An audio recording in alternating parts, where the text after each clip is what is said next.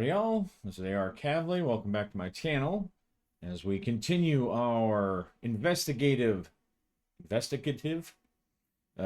solo campaign in Hostile.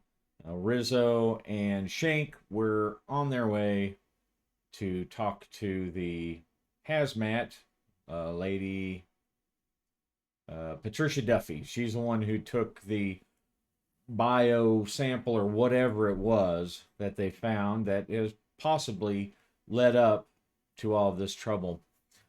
They did not call first because they don't want he doesn't want to give Shank does not want to give people time to you know flush flush any other biosamples, alien biosamples she may have stolen. So they're gonna pop up at let's see. I wonder if that's going to be more of a would it be a governmental agency? Oh, probably. Quick, off to Google. Well, I was just going to grab a quick uh, name of the department, which I did. It is apparently the New York City Department of Environmental Protections, aka the DEP.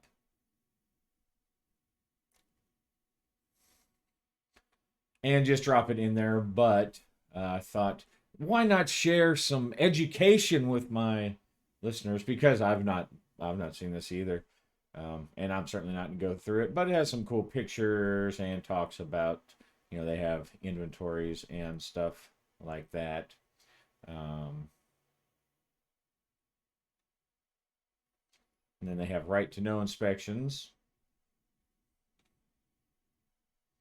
Oh, they issue violations.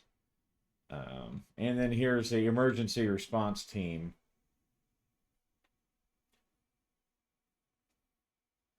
So that's DERTA, Department of Environmental or Emergency Response Team. So emergency response team, just what they're called, and that's what I'm looking for, right? Guys in suits. So uh,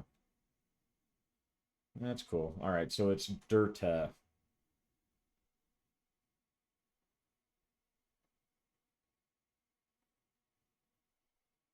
Department of Emergency Response Team. See, now I'm going to have to find out what DERTA is. Here's a list of, for 2021 anyway, there's a little pie chart of what they've responded to. I don't see alien biological threats on there, though, so I'll keep scanning. There we go. That's what I was looking for. The Bureau of Police and Security Division of Emergency Response and Technical Assistance or Assessment. DERTA. Almost sounds like it's some kind of play on play on words. We go around cleaning up the city. We are DERTA. There we go. But still interesting. So they head down to the uh, Department of Environmental Protection looking for Patricia Duffy. Is Patricia Duffy there? I'm going to say she's probably not. I'm going to say that she called in or she didn't call in, but one way or another, she did not go to work. I'm going to say on a 3 through 6, she did not report. No one's heard from her at work. All right. So they show up, ask for where she's at, flash their badges, and one of the ladies up front, the receptionist says she didn't come in today. We've tried calling her home a couple of times, but she hasn't answered, and it's really not like her. I mean, she's been with our department for a long time and never done anything like this. What's her address, please? I'm not sure. Okay, and so she gives the address out. They hop back in the car and they head on.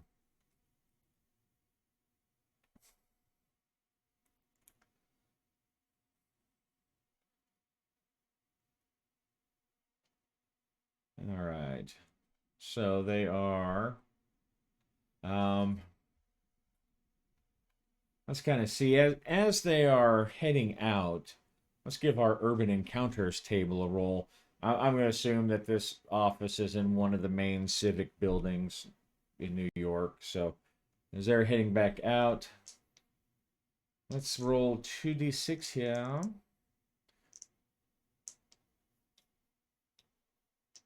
for our investigation table. See what happens. 10. An NPC. So there's a suspicious NPC, maybe?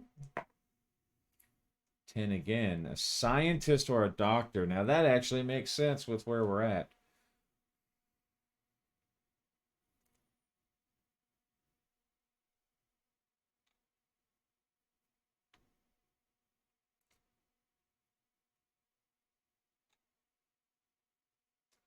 And the area that they're at, whoops, is a 4. Okay, well that was a 4. So we'll go 6-1 then. Steam vents from beneath the sidewalk. So as they're walking around, um,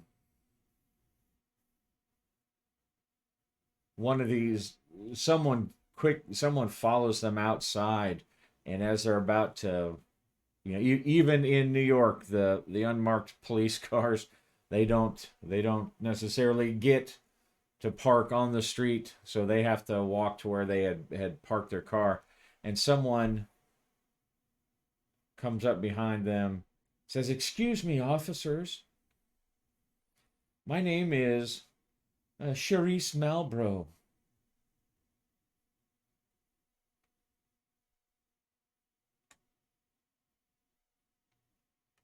I'll just toss her name down here.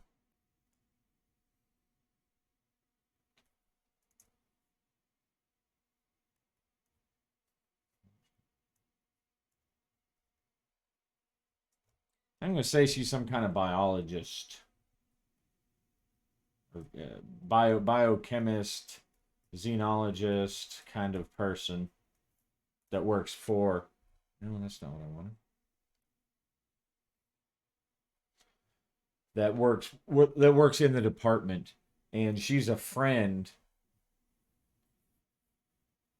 And she says, "Officers, um, if you're looking for her, I tried to call her this morning myself. I couldn't get a hold of Patricia at all, and she always takes my calls, even if she doesn't take the office's calls."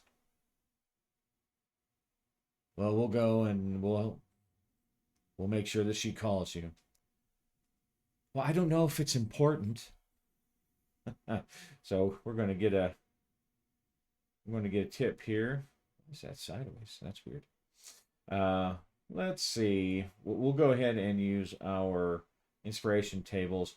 So she's going to tell us about one of these things that's happened, and maybe it'll help guide us as to what we find there. Let's see. Should do personnel.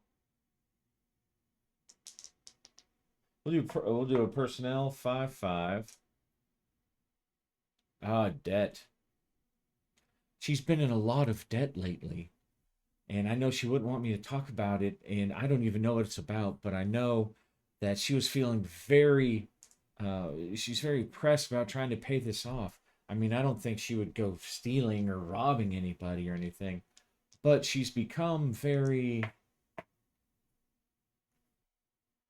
careless lately.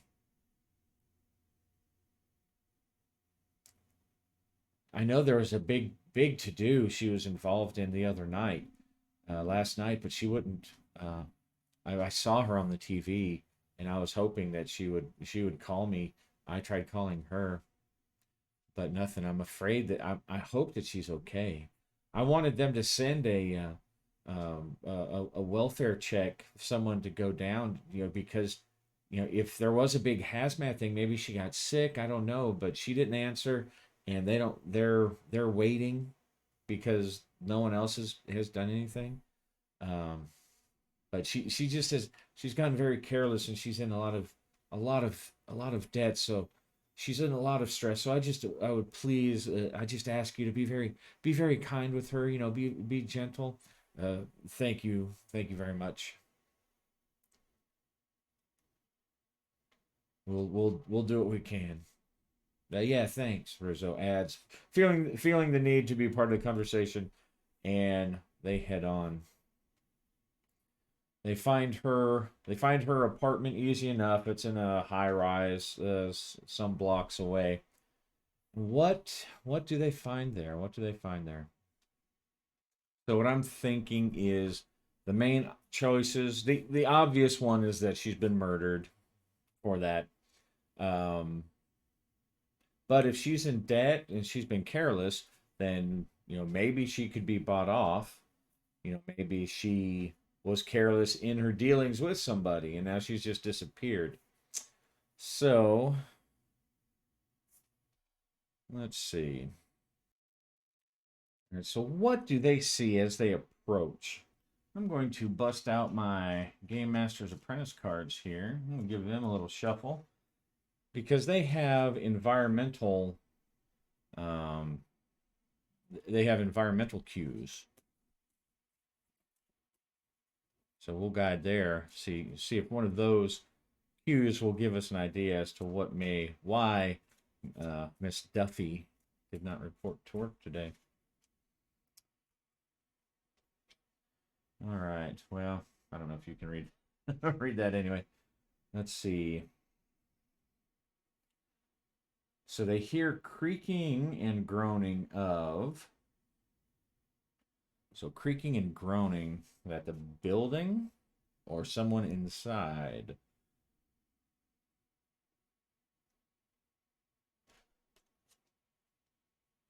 We'll pull another audio clue here. Voices chanting.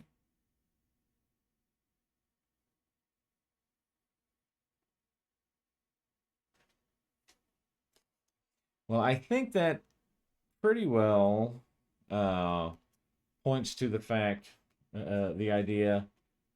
I'm getting an idea in my head of the factions involved. One is this, what do they call it? I'm they.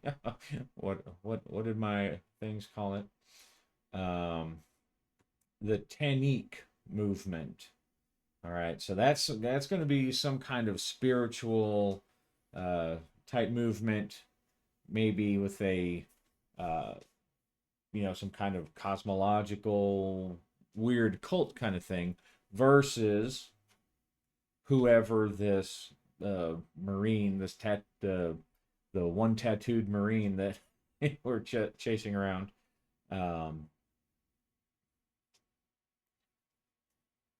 so I'm thinking that maybe there's something either she's involved with, although it would seem to be a kind of a strange, a very very coincidental that she would be part of that movement and then also be involved in some random thing with that element, but she may be part of this movement and just happened to um it came into her hands and then she asked someone in the movement, and maybe the movement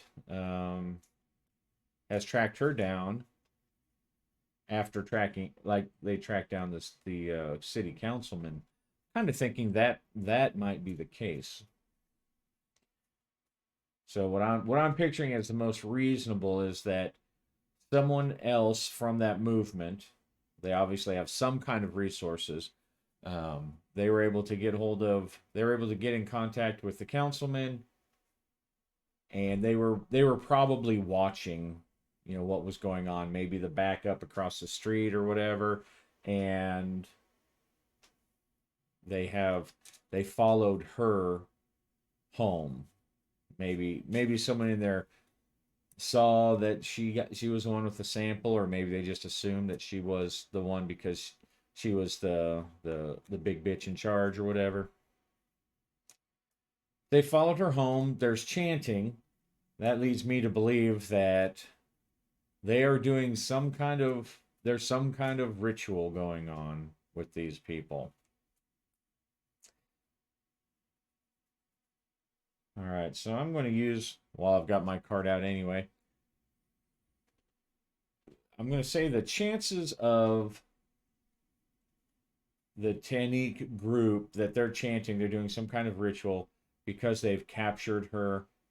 I don't know that they're really the type to sacrifice people or anything, but um, have they killed her or are they in the process of killing her? I'm going to say the chances of that are uh, even. I'll say it's even. I'm going to pull this over, and if you can see that without the glare, even means no. So they're not killing her. Does she have, and thus they have, the opportunity to get that crystal here? I'm going to say the chances are, I'm going to say chances are good. Now, I don't know why they would have brought her back to her place if they kidnapped her, and she would not have, um, she wouldn't have brought it home first.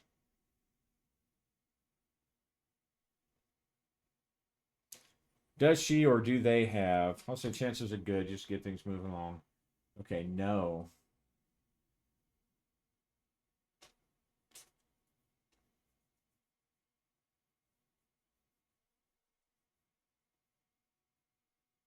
All right, so the prompts, the oracles of hostile, and everyone else that I'm using. They're not killing her. They're not trying to kill her. Not yet, anyway. Because that guy, I don't think he didn't even want to kill the councilman. He was just trying to get info. He was trying to get that sample for whatever reason. So instead of that,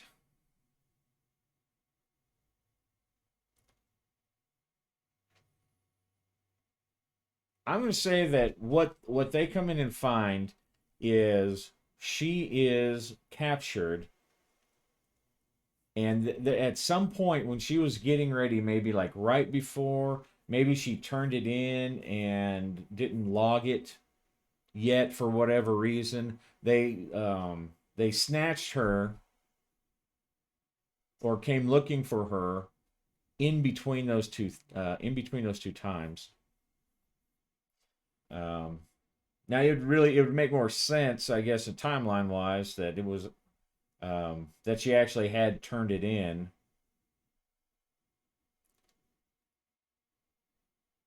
and but she had grown careless, so maybe it is actually there in the office. She's just grown careless, and she forgot to fill something out. She forgot to log it. All right, so I went and had my lunch break. Now I've got more more junk to help my brain run. But I was mulling it over, trying to make the square the peg or however, whichever axiom or colloquialism or metaphor you want to use for trying to figure stuff out. Um, and so I'm going to go back and I'm going to rewind and ignore some of those oracle results. I'm going to keep the chanting. Um, because as I was trying to figure out how she would not have put something in there, um, and that they kidnapped her in between, it was not really making a lot of sense. And so I think I've got something that at least on a sci-fi movie level makes sense. I know not everything needs to make sense in a movie, but I prefer things to at least make a little bit of sense, even if there's some hand waving, some jazz hands going on. So they show up, they hear the chanting, and they hear a female, not exactly a scream exactly, but like a and Shank's eyes widen, and Rizzo looks like he's about to vomit. But gun out. He reaches in, he pulls out his pistol. He looks to the door. Is it locked? Okay. Oh, I didn't even call a number. I would say since there's dastardliness going on there, 4 probably would mean it's locked. But 3 or higher, the door is actually locked. Okay, so it is locked. However, this gives our wayward investigator a chance because he actually has security, and he has a little bypass kit. So let's see if he can. What's his security? Okay, so he's got a +2, and he's got one of those electronic bypass kits, which is kind of what this place is anyway. +2, 6, 7, 8. Oh, barely. All right, so he sets his pistol back in his holster for a second. He says, "Cover me," and he takes out his little security kit and he puts in the prongs and he starts hitting the buttons and the little LEDs start counting down, and he leaves it there, pulls his pistol back out, hits some buttons, some more buttons, and some more buttons, and the latch goes green. He hears the door unclick and he pushes the door open, pistol out, and Rizzo he follows behind, barely remembering his distant room clearing drills of back in the day. Check the corners, slice the pie, or is it slice the corners and check the pie? And he goes following in, and what they see is that there is a woman they assume to be Miss Duffy, duct taped to a chair, to a kitchen chair, and there are 3 men. See, should it be 3? Maybe it should be D6.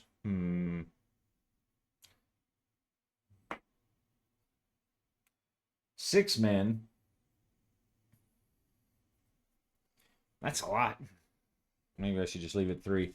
No, that would be 6. So there's 6 men, and they are around her living room table, kneeling, and in the center of the table is that little doodad, the biohazard doodad, and he of course is, "Freeze! Let me see your hands." And Rizzo is also trying to yell and not sound squeaky in the background. "Freeze! That's it! Don't move! Don't move!" And I think that's a pretty good chance that they're going to be surprised because the door was locked and they're in the middle of this chant. All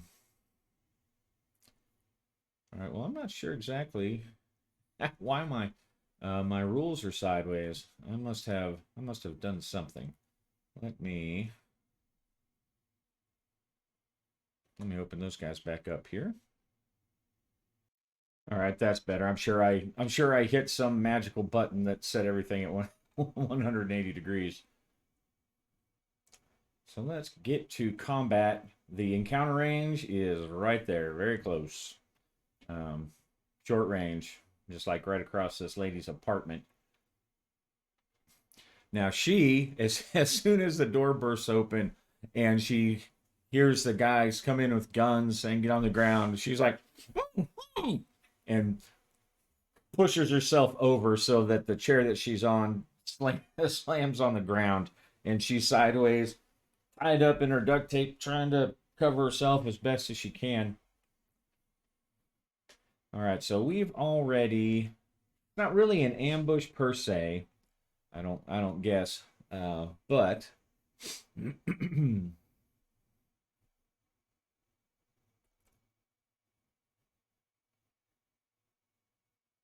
so we're just going to use the this little surprise roll here.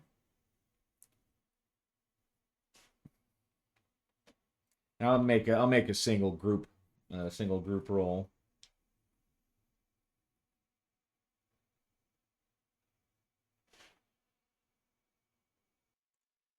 All right. I think maybe in this case, probably then it will apply -3. Are they surprised?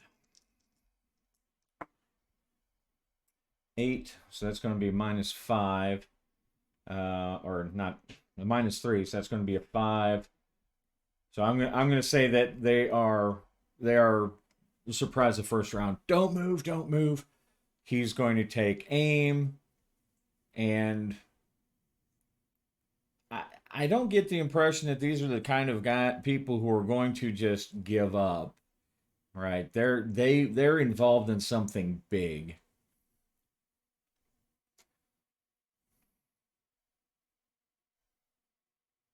Let's see.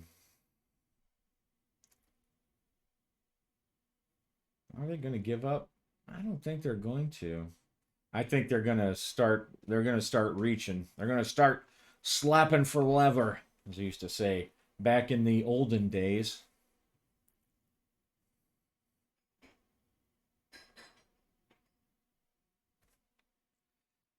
And our guys are going to have the initiative. They freeze. They stop the chanting. It's some weird kind of, I don't know. Sounds almost kind of French, um, to to Shank. And since it's so close, I'm not going to bother setting up a map. It's just going to be a up close and personal gunfight, if that's what it comes to. Are they going to give up? I don't know. I don't think it's likely. I'm gonna say on a 3 through 6, they're gonna they're gonna fight back. I'll put it that way. 3 through 6 are gonna fight back. No, okay. Um,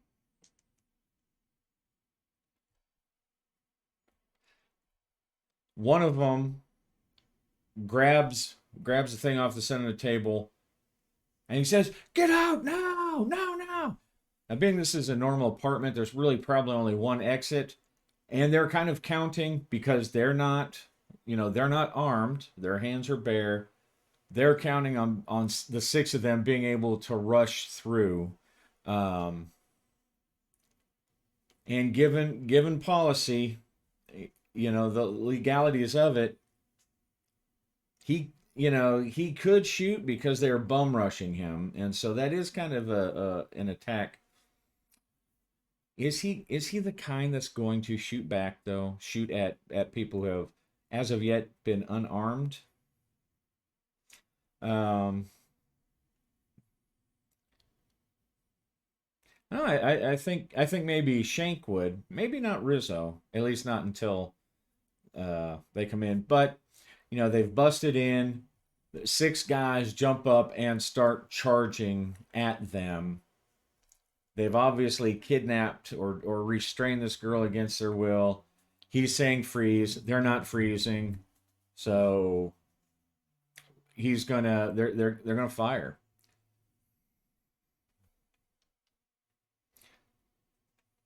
And maybe they'll get in trouble for it, but you know sometimes you gotta roll the hard 6. So as I was sitting here and making all these little tokens and stuff for the just to keep track of the shootout, make it kind of look a little fancy schmancy, I remembered that I'm not using the Roll20 sheets now. I'm using I'm using these form fillable PDFs because the sheets didn't have equipment. I was like, I was sure that I filled out their equipment stuff, so um, so be it. All right. And I'll be honest that if you're playing an online game, the Roll20, being able to set this stuff up is pretty. I just rolled. I rolled for all the characters, rolled their stats real quick, and just dropped them in those bubbles. And it is pretty cool for the sake of playing online and stuff. But man, there's a lot of extra setup that that you're doing, uh, putting it online, little forms and stuff when you can just scribble it on the back of your cocktail napkin or character sheet. um, but anyway, So they pull their guns. Their guns are already out. The others, they get up and they're charging. And we're going to go to our rules for the automatic fire.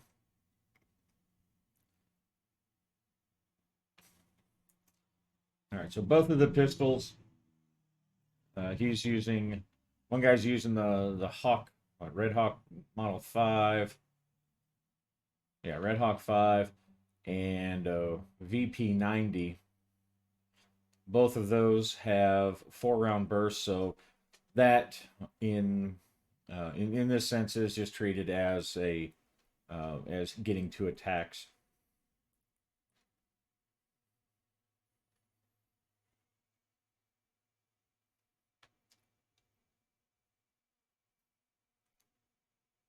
All right, firearms include recoil number, which indicates strength. Unfortunately, both our guys are kind of weak.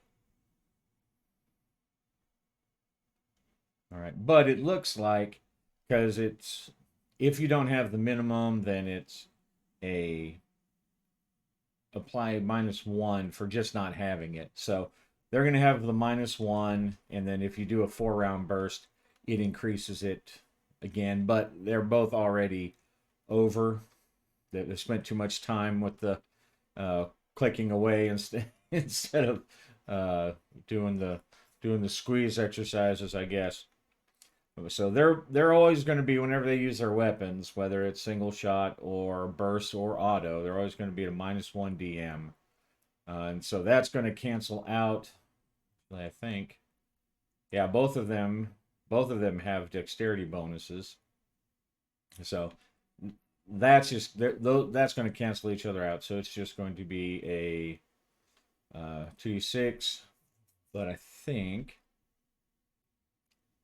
Okay, so point blank range +2.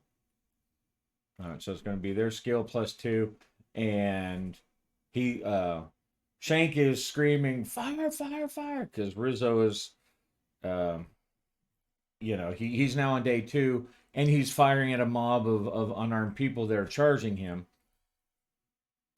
and of course they are unarmed, but 6 of them can easily overpower them, and Shank has seen this before.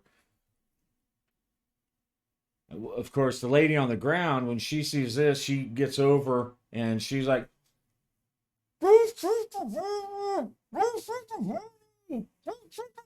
and he can't understand what she's screaming. Maybe you can, but she can't. All right, so it's going to be +2, and he's going to try to hit multiple people. Hopefully they'll just fall back and freak out, but doesn't seem so. They're crazy. So because of range, it's going to be +2 to hit, plus the skills. One, I think he's 1, 2. All right.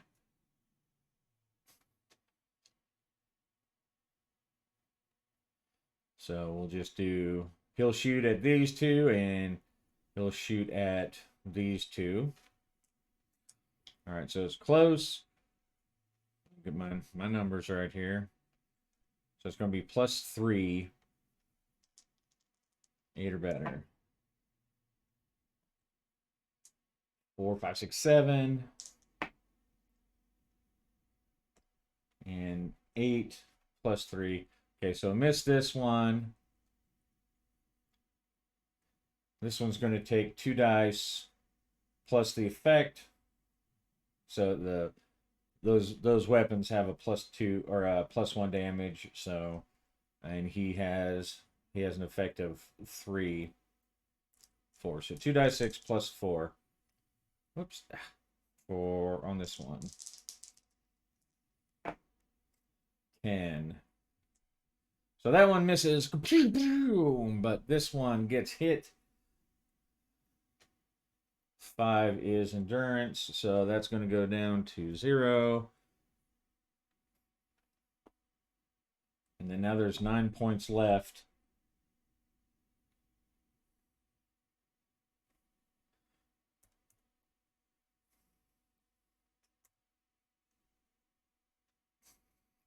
So pretty bad shot there. She's hit pretty bad, and let's see what he does. Okay, so that's 9, 10, 11, 12. So an effect of 4 on this one. So that's a total of 9.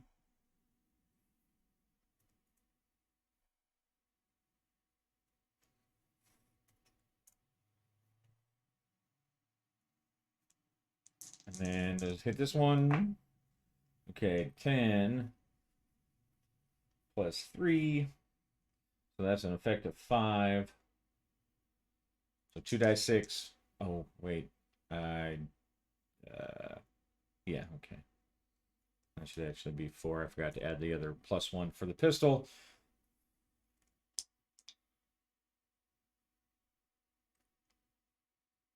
Crap, I forgot where I was at. Okay, I know I hit with an effect of effective 5. That's right. All right, so 5. So 2d6 plus 6 is what it's all going to be. All right, 13.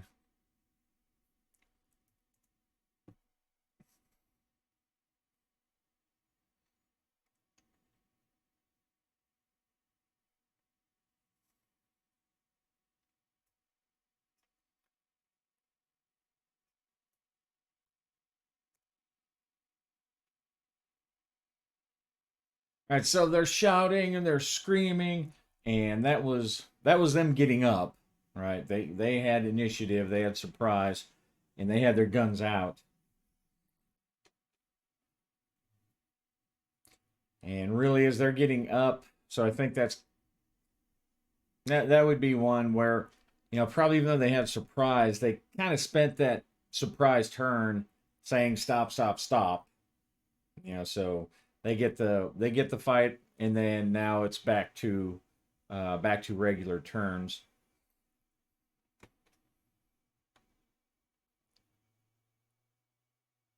Let's see, are they going to?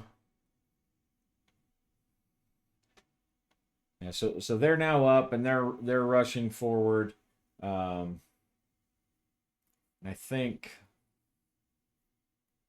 I think the character. I think they would probably get to shoot again. I mean, they're boom, boom, boom, boom, boom. Shooting bursts off while these guys are getting up. So do the same thing. Oh, this. Let's see. This person is definitely. That person's definitely out of it. So once you've got 2 zeros,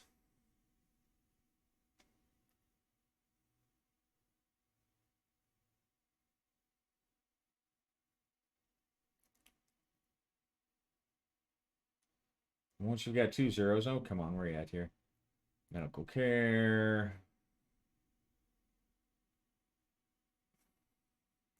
All right, so seriously wounded.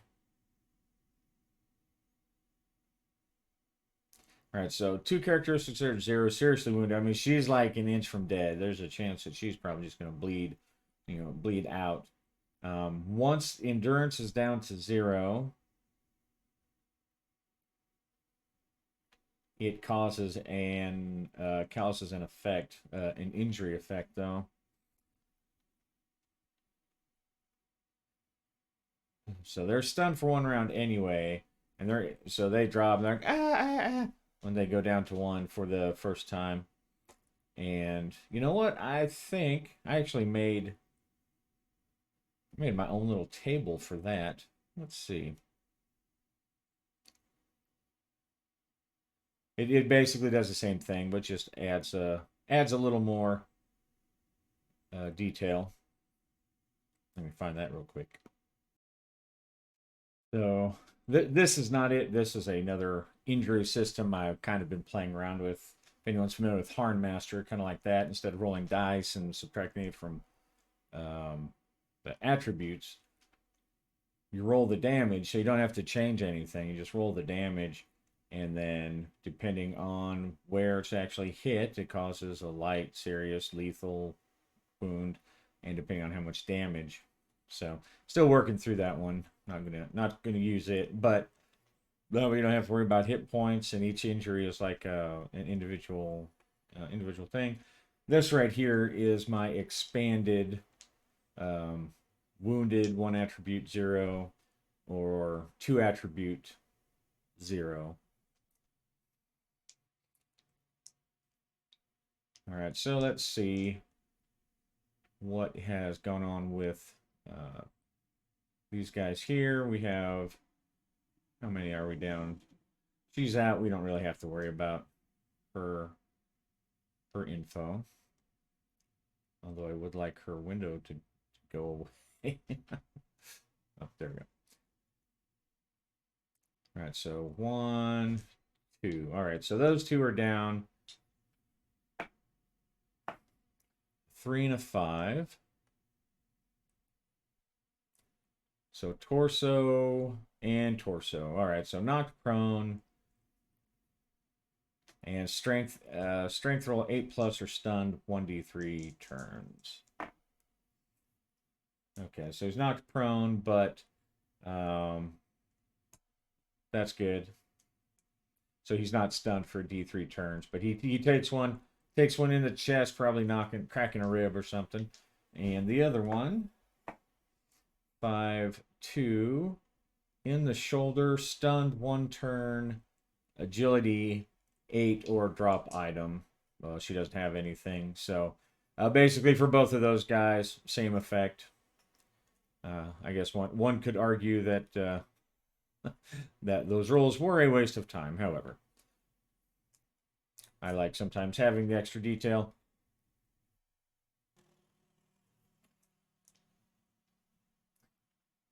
All right, this guy's kind of hanging out in the back. Once the guns start blazing, so these two are down. This guy, he's still up and charging, and this guy is now charging him. So he's going to do the same thing. Another miss. And 1 hit. All right, so that's 8 with +3, so an effective 3. So 2d6 plus 4.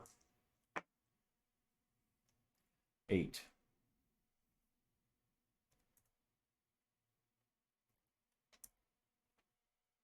So that guy gets knocked on the ground. Where does he go? He gets hit in the shoulder. Again, same thing. He's not carrying anything. And old Rizzo's going to go after this guy. With a effective 4.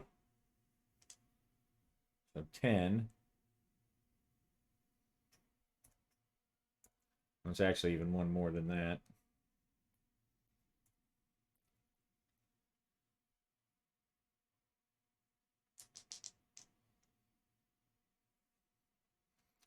Let's see. Is he...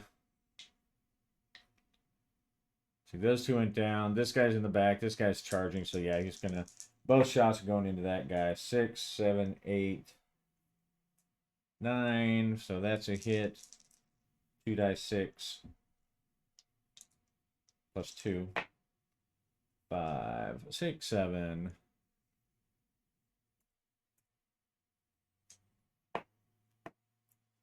All right, so he gets hit in the foot and falls. And then in the leg again. So looking at our table over there.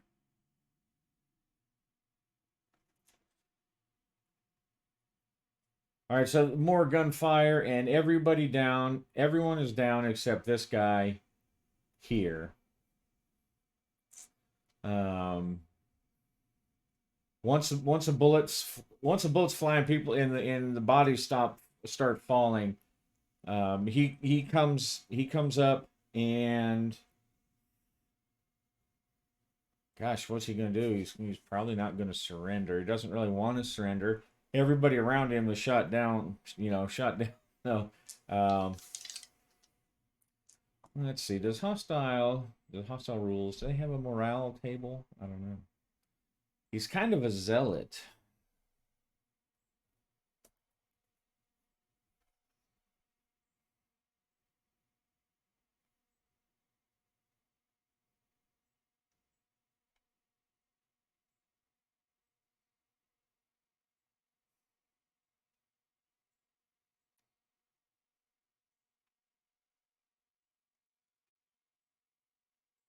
But how dedicated is he? He's the main guy. So I'm gonna give him a morale roll of. I guess I'll give him. You know what? I'm just gonna say on a 4 through 6, he still tries to do something besides give up. Okay, 6. So he's got something. He's got something up his sleeve, and what he has up his sleeve is the bottle. He pulls the bottle out, and it's the thing from before, and he's holding it like this. He's still uh, he starts kind of chanting again in this weird Frenchish type language. It's just not really French. That's just what our heroes think of it when they hear it. He's got it like this, and Miss Duffy on the floor, she's like,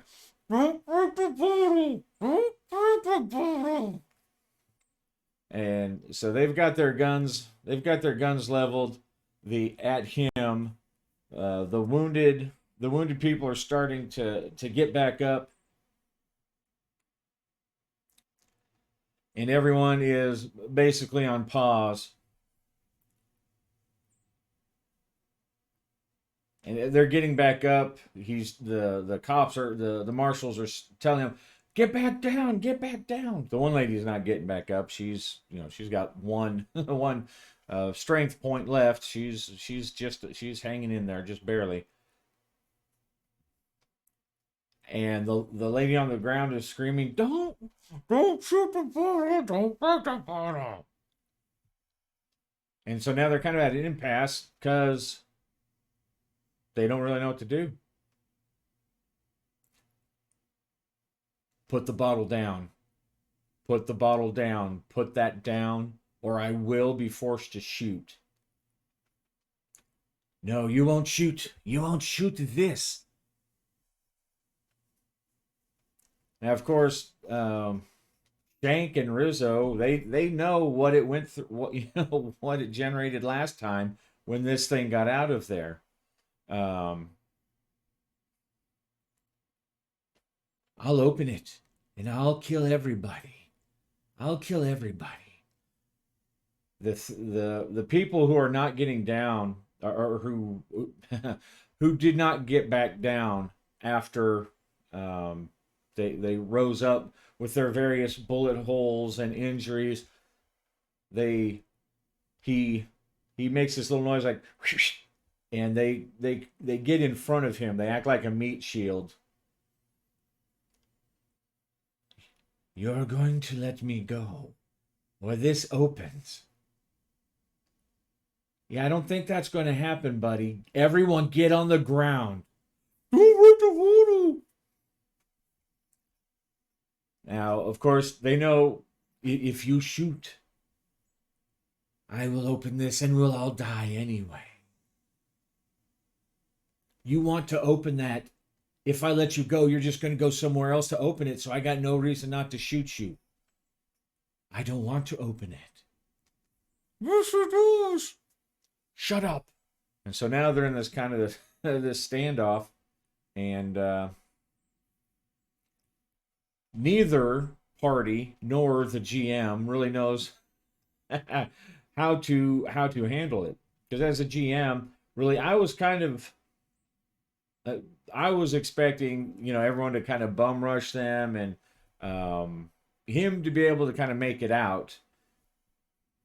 And I guess if I would have not had them shoot everybody, then that might that might work.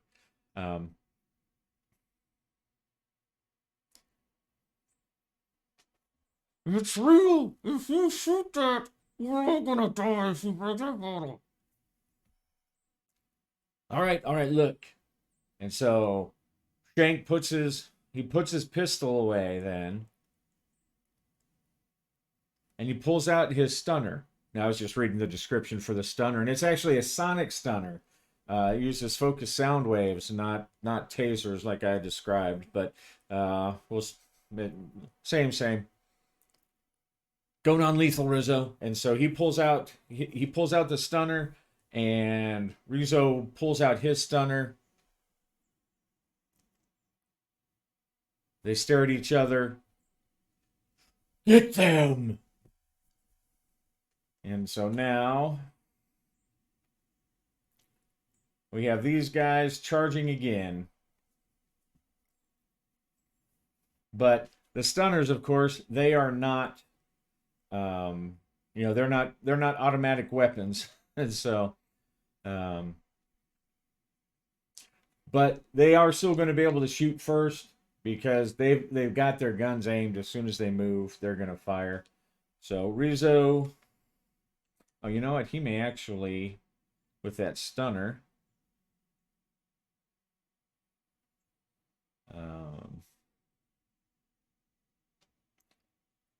okay, yeah, there's no recoil on it, so he gets his full dexterity plus close range, and then plus his skill, so that's going to be +4 to zap this dude. All right, so he gets off a stun around at the guy charging at him, and the... All right, so that's an 8. So it's going to be 4 effect. When hit by a stun gun, target makes average endurance roll -8 with a penalty equal to the damage rolled. He doesn't have armor. If failed, the target is unconscious for 1 die 6 minutes. All right.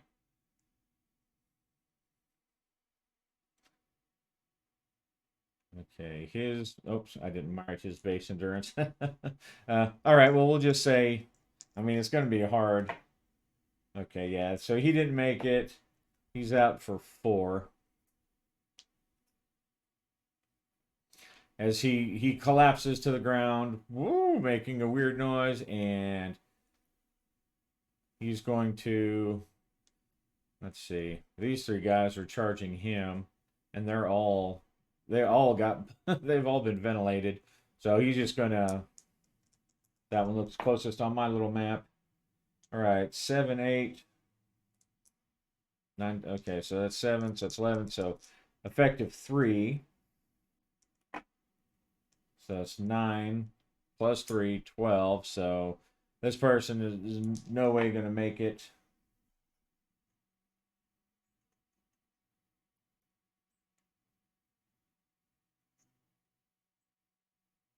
Got some wonkiness going on there.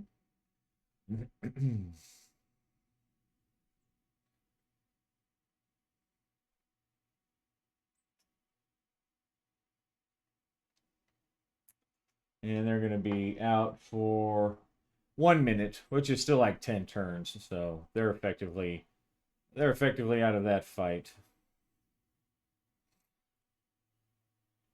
But now they're going to split up. This guy is going to... These 2 are basically going to be bum rushing. And this guy's making for the door.